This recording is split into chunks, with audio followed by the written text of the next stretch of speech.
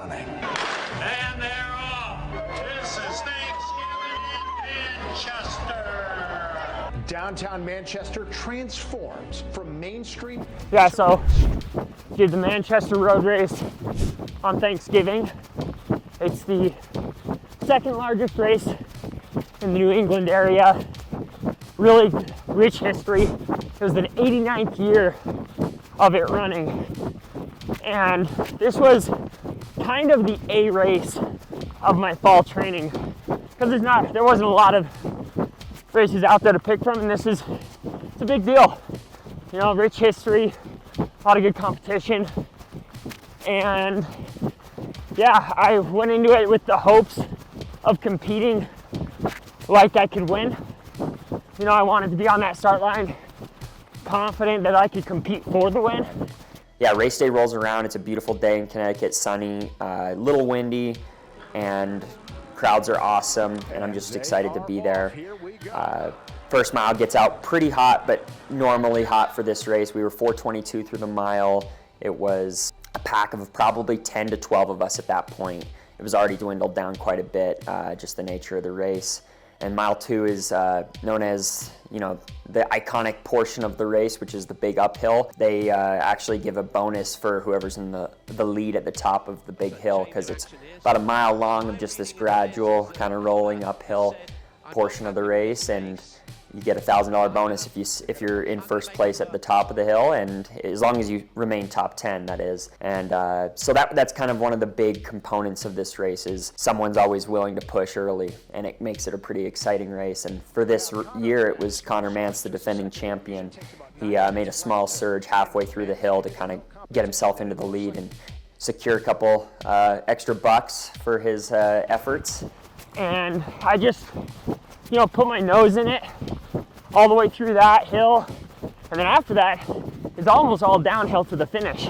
So it's kind of like you got to buck up for 2 miles, and then you got to be reckless for the next 2 before you turn towards the finish. The craziest part is we're basically falling down this hill. I think some of the Strava segments had us recorded at sub 4 minute mile pace going down that hill, so we're just flying. And yeah, it was one of those where I just had to commit to just being there and not letting any gaps form, because on a downhill mile like that, if you let someone go, you're not getting that real estate back. So I just had to go full send, and I was able to stay connected all the way through the final turn of the course, which it's a looped course, so you start and finish at the exact same spot. So you turn left back onto Main Street in Manchester. About a 600-meter finishing straight to the finish line.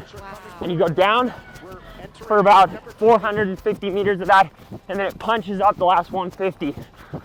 And I was warned before that last finishing straight feels a lot longer than it looks. And I wanted to make sure that I didn't kick too early. There's a little downhill and then a punchy up to finish, and I let a small gap form at that point with Conner, Isai, and that was probably the only tactical error I felt like I made in the race, was just letting this small gap happen between 600 to go and 300 to go. I was proud of how I closed the last 200. I caught Patrick Beaver, British guy, fellow Puma athlete as well, in the last 150.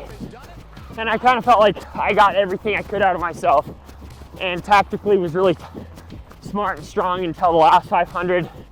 You know, if I had a singular regret, it would have to be that I didn't push a little harder right at that turn to see if I could hang with Morgan and Conner and Isai. But, you know, I also took the information I was given prior to the race and didn't want to overdo that last 600, because I've heard it's easy to kick too early there. So, you know, live and you learn. If I were to run the race again, I'd probably sell out a little harder with 600 meters to go. But I'm really happy because the fitness was there. That was a really good field. I was in it till the last minute. And yeah, I think it's a really positive sign as a marathoner to be able to run, you know, 4:28 mile pace for 4.7 miles on a pretty hilly course. You know, it's start and finish line's in the same spot, so it's net even, but huge uphill, huge down, lots of fun stuff. I felt like I was strong and I had all the moves I needed, but I just, you know, those guys are fast. They're track guys. They've got the speed, and it was the most fun I've had in a short road race in a long, long time.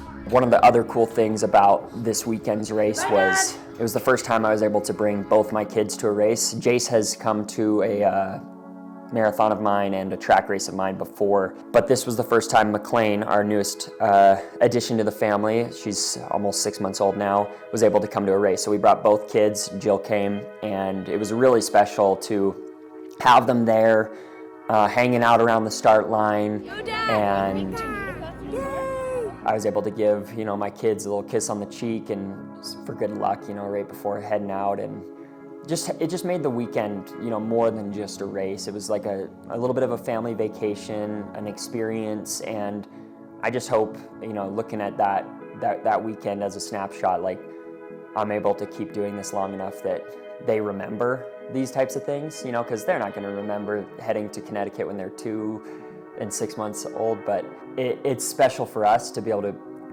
be in a position where we can do that, and then also, you know, gives me something to look forward to, and makes it so that I'm running for a little bit more than just myself.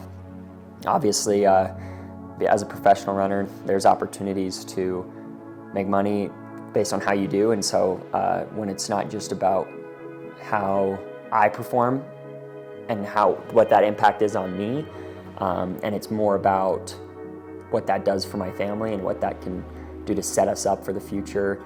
It's just really motivating, and it's also exciting. You know, it gives me both that motivation and also that fallback when things aren't so good. Like, I still have this beautiful family and this great support system that is there for me, and yeah, it was super, super fun to have them there.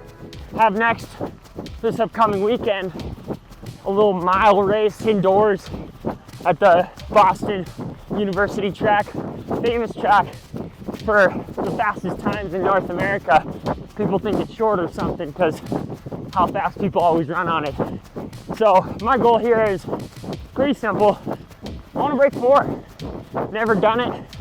Not a lot of marathoners can, and I think I can, so I want to give it a shot. My coach, Ryan, doesn't believe I should just be training for marathons year-round. He thinks that if we do that, we lose a little bit of our edge, a little bit of our speed, a little bit of our pop. It's similar in the sense of how, you know, a miler or an 800 runner will work on their sprint speed, top end speed. I need to work on my strength, my VO2 max, my speed, so that I can perform better and raise my ceiling in the marathon. So coming off of Budapest this last summer, we thought it would be in our best interest to put the focus on the 5K work, the 10K work, the mile work, and just touch on my top end, so that when we get back to the marathon specific stuff, it's not so much of a redundant process. And also to do something cool. Hopefully I can break 4 minutes and be one of the few marathoners that has a sub 4 mile PB, and hopefully as I get better in the marathon as well, I can